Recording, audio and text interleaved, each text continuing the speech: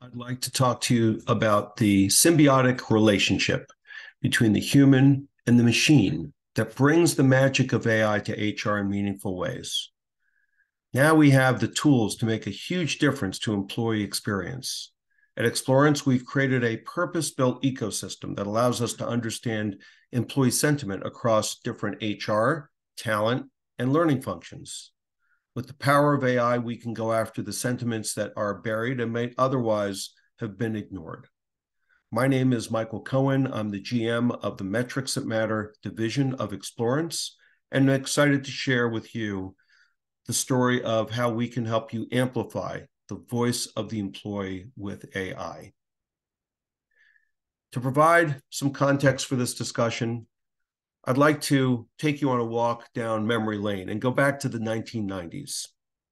In the mid to late 1990s, the most exciting and hottest thing in the economy was the phenomenon of dot-com organizations.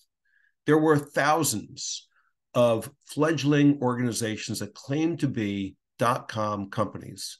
Many of these companies were born with the focus of gaining market share, building brand awareness, and attracting speculative investment monies by virtue of simply having .com after their company's name. There were a record number of .com organizations that filed for IPOs during this period, and when they received their monies, they reached high valuations and spent as much as they could on marketing and figured out the business plan later, if ever. The speculative bubble heated up, and in March of 2000, the NASDAQ composite hit an all-time record high. And then, as many of you might remember, the bubble burst, and none of the company logos that you saw on the previous slide are still in business today. By October of 2002, stocks declined in value by 75%. I bring this up because in today's economy, AI is the hottest business topic today. Many organizations that are selling services and technologies to HR, to talent, to L&D, they're promoting technologies that are driven or enhanced by AI. And those organizations that they're selling to are trying to figure out how can they be part of the world of AI. Which products, which technology should they be buying? It creates a lot of noise and harkens back to the crazed exuberance during the dot-com run-up of the 1990s. It seems like every company, no matter what they do, is in the AI business. Case in point, Callaway Golf. Now, I play golf and I want to hit every drive in the middle of the fairway. Well, apparently, I can now buy a club that through the technology of AI will help improve my fairways and regulation. Now, this is no indictment of Callaway Golf. They are an excellent organization and they make great products. My point is that there's a lot of noise out there and a lot of confusion. But I can tell you that in the same way that there were quite a number of 1990s dot-com startups that survived and thrived, there will be a large number of organizations selling AI solutions that will also have long-term success. As long as they provide value to the marketplace, they're easy to implement, and they have a strong business plan. Today, I'm going to talk to you about a use case of AI within HR talent and L&D pertaining to analyzing the voice of the employee. I'm excited to show you the approach and the product that our company has created that analyzes text-based analytics. It's called Millie. But before we get there, let's first talk about why the voice of the employee is so important. Employees are feeling left out of the decision and planning processes in their organizations. Over half of employee populations feel that their voices have been ignored. Many of you have heard and possibly believe that employees and organizations are suffering from a chronic ailment that's called survey fatigue. And organizations have done their own diagnosis. Those businesses have determined that the disease is caused by employees being over-surveyed. And those organizations have thus made decisions to cut back on surveying and assessing their employees. But the research, however, shows that employees are very willing to respond to surveys as long as their company is listening and taking action from their feedback. The fatigue factor from employees is only the result of feeling that their organizations are ignoring feedback. There's strong evidence that the benefits that organizations can gain when they show that their employees that they're actively listening and taking positive action from their feedback. There's a direct relationship between employees who feel heard and the financial performance of the organizations that they work for. In other words, when employees feel heard, their company is more likely to outperform others within their industry. Comments are coming at us from all different directions, and employees have a lot to say, whether it's about their training experiences, now it needs to differ by experience level, or about HR and company communication and its impact on culture, or about work design and the alignment with company vision. When employees offer feedback with open text comments, the process of analyzing the feedback generally starts with an exercise called annotation. And typically that means identifying themes, sentiments, and looking for relationships and associations to multiple demographic factors. Additionally, it should include uncovering recommendations as well as potential alerts to problems that are talked about in those comments. In the old days, and perhaps for many today, that could involve investing countless hours sifting through open-ended comments and spreadsheets, using color coding and tagging features in Excel, organizing comments into rows and columns by theme, department, role, region, tenure.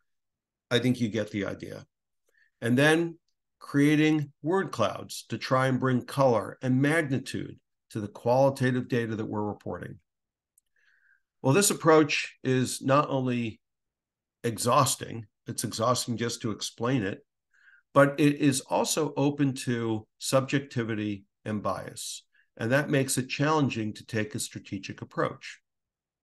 Yet there's more employee feedback data than ever before because technology has made it easy to collect and get access to. But ultimately, the question comes back to, are we paying attention? Are we paying attention to what employees are telling us throughout every point along their employment journey? Are we listening? Are we understanding? And are we taking action? When organizations are presented with significant amounts of comment data, there's typically three approaches that they use to review and analyze that data. Either they provide a dedicated resource to review and analyze all of the comments received. In other words, they are annotating them. Or they look for 3 to 5 comments that validate the hypothesis from the quantitative data that they've already formed and look to see if they can corroborate that hypothesis. Or finally, they open up the comment file, they attempt to read through it, and they realize how many more comments there are to read through, and they just move on. All too often, we are not getting value and insight from the data that is right in front of us at our fingertips. And when we run out of time or we don't go deep enough in understanding this kind of data, then we are not keeping the implied agreement that we have with employees, that if we ask them for their thoughts, we'll actually listen, and most importantly, we'll do something about it. Now, it's very easy for me to be preaching to you. We understand that there are barriers to accomplishing your priorities, with the highest being the concern of the lack of time and bandwidth of personnel. But it is more important today than ever before to understand the feedback that we're getting in order to be able to help drive higher levels of engagement, increase retention, close skill gaps, and develop our managers and people leaders. Now, I want to offer you an example of how AI-powered text analytics is impacting our daily lives. It's outside of the HR perspective, and as you can see, this is from Amazon. Amazon has invested billions of dollars of R&D into building AI into its products and offerings.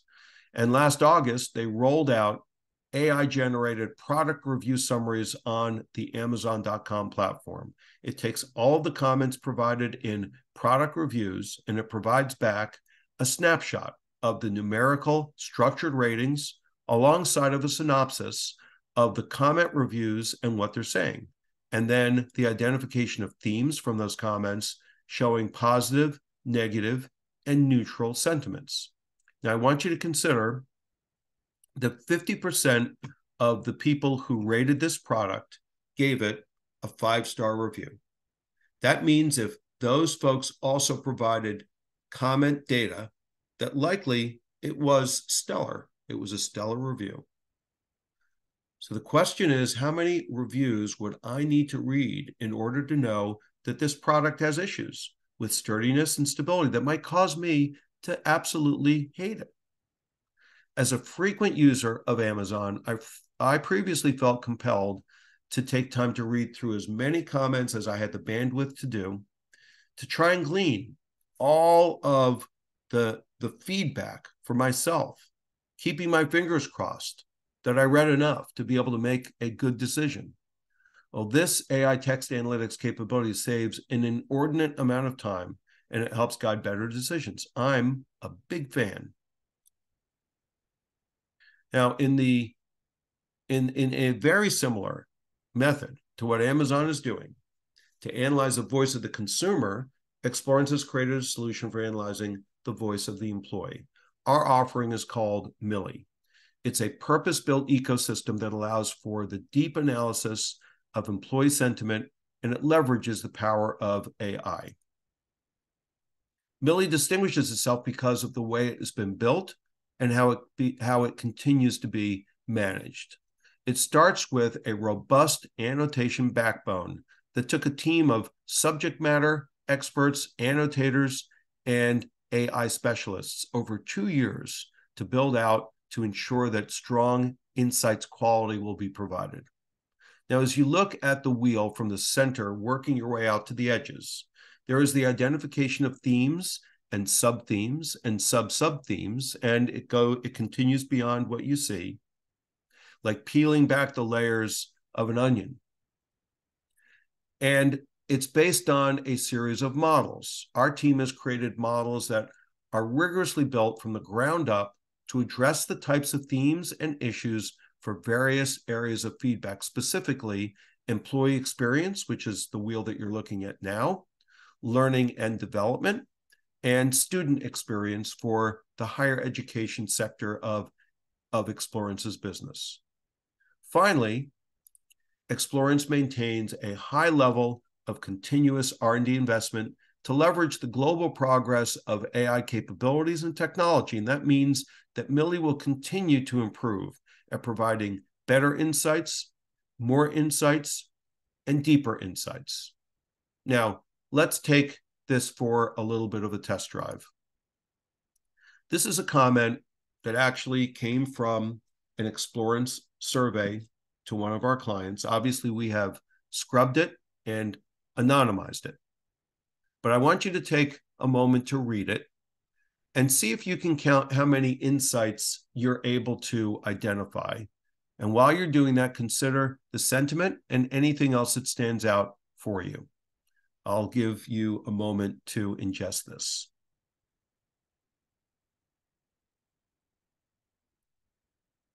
Okay, your time is up. Let me show you what Millie was able to uncover. Millie has identified 7 different insights, including 2 positive sentiments, one around the job, the second around benefits, 2 negative sentiments, one of them around resources and the other around workload. And then it identified 2 recommendations of things that you should do more of and things that you should make changes around.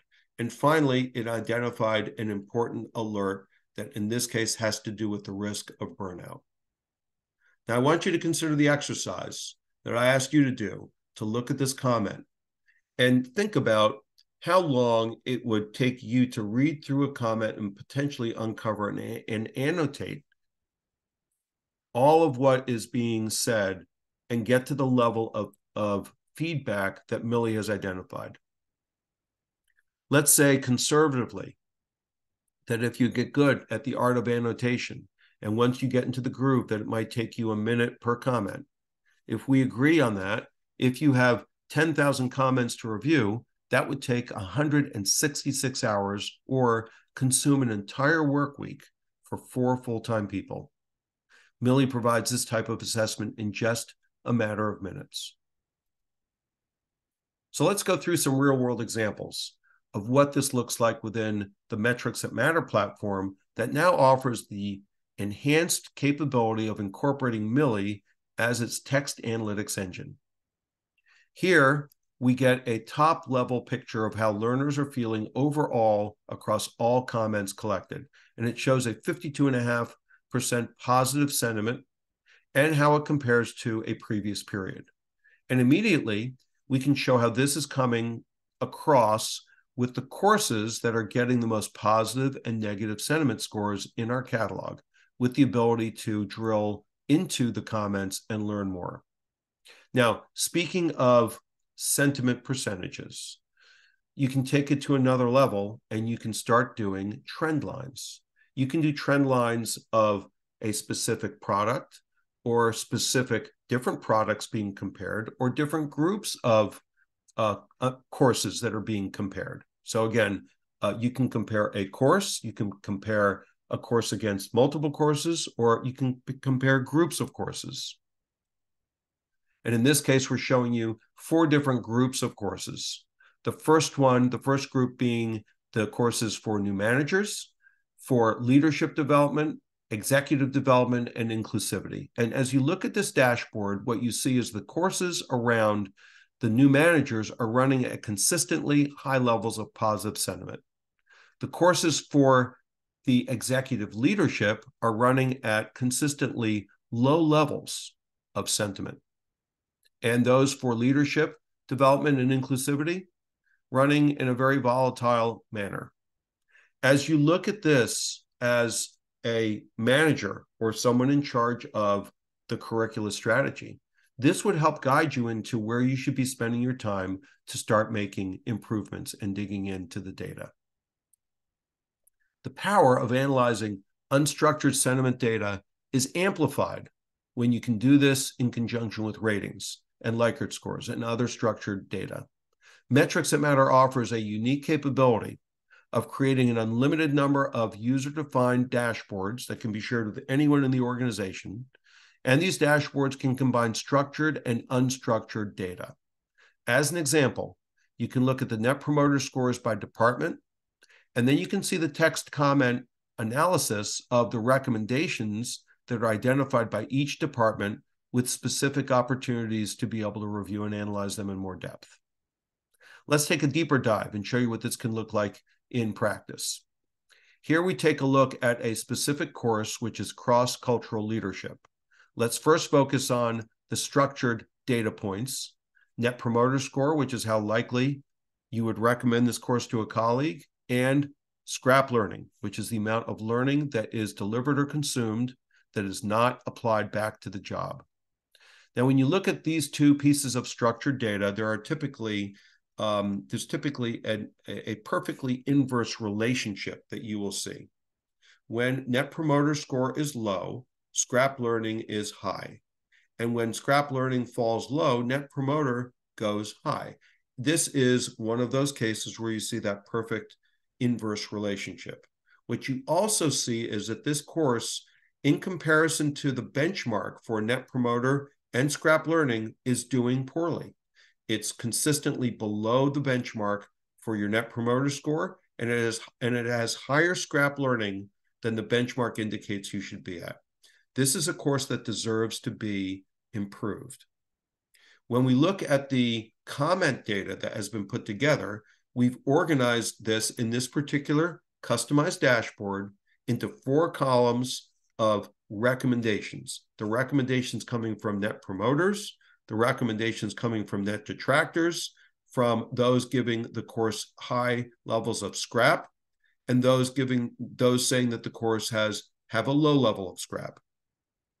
Further, when you look across the different themes that are coming from these recommendations, you can see a pattern that shows that the relevancy of the examples is coming up in multiple columns.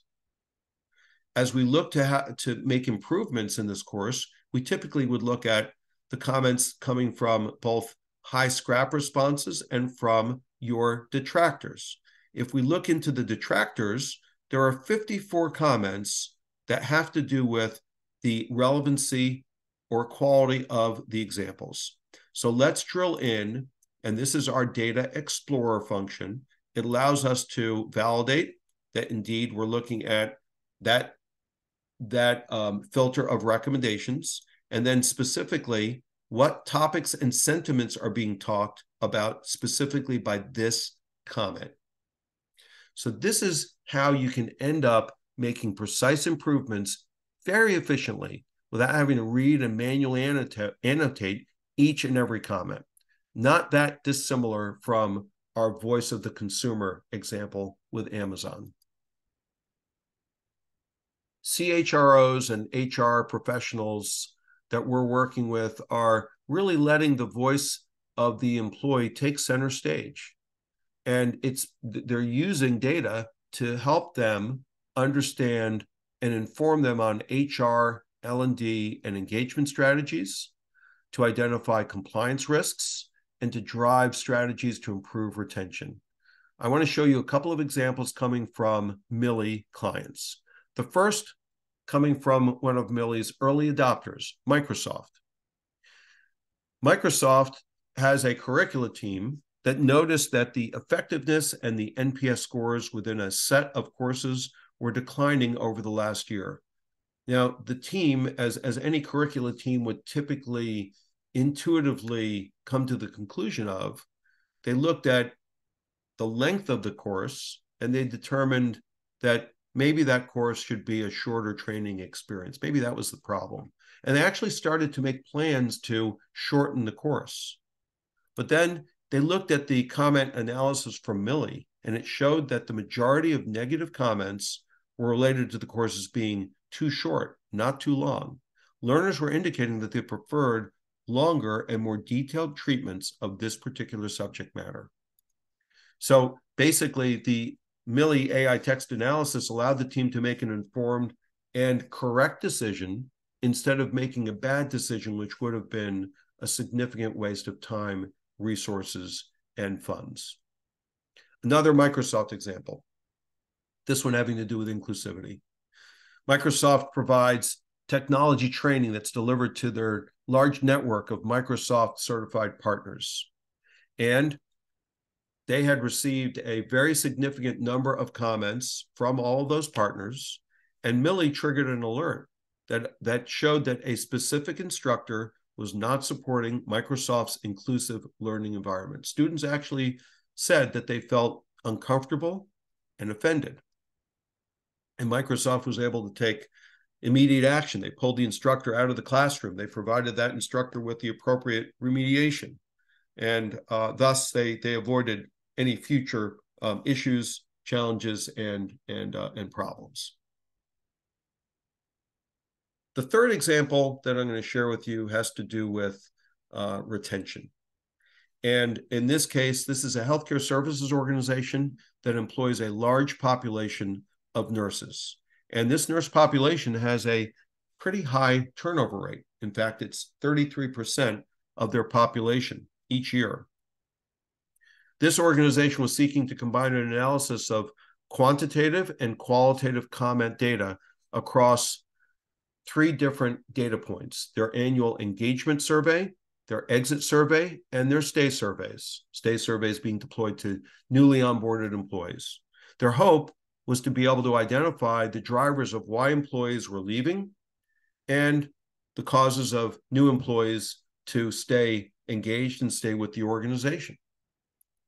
And after they looked at the data, they gained specific insights from both the quantitative as well as Millie's qualitative analysis that identified role clarifications, staffing, workload, and training needs that is leading them to make improvements in recruiting, onboarding, and other development initiatives, which they believe are going to drive higher levels of employee retention. And you know, I'm sure you all know, that higher levels of retention, moving the needle on retention by only a few percentage points, is worth a lot of money to organizations.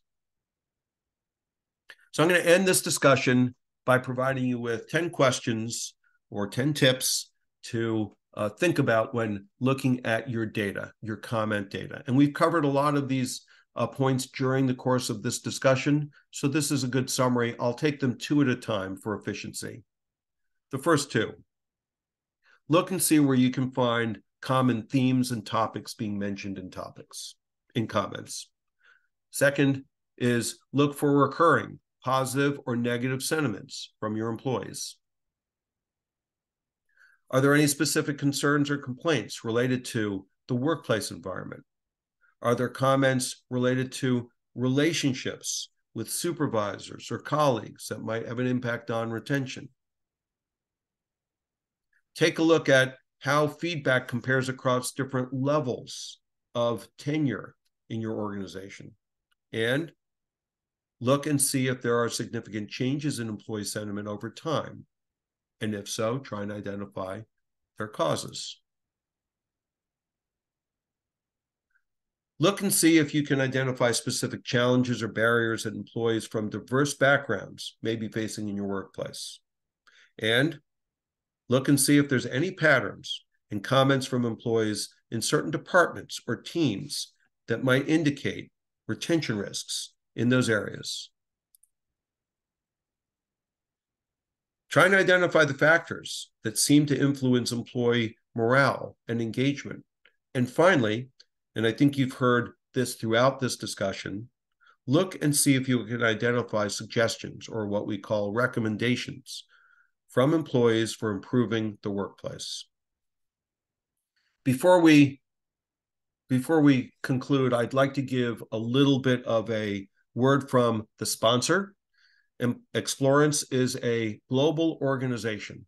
And in June of this year, we are hosting an international event in Montreal, Canada, where our corporate headquarters is located. It's called Explorance World. It will bring together thought leaders from HR, from learning, and from higher education. And this event is focused around exchanging ideas and best practices in a combination of both formal sessions and informal gatherings over a 4-day event. Explorance World is taking place in a beautiful time of the year to visit Montreal. There's beautiful weather. The week that we're having this event is also in conjunction with when the Montreal Jazz Festival begins. So we hope that you will have an interest in potentially visiting with us more based on this discussion, as well as potentially at our Explorance World event. I want to thank you again for your kind attention, and we look forward to continuing our conversations with you.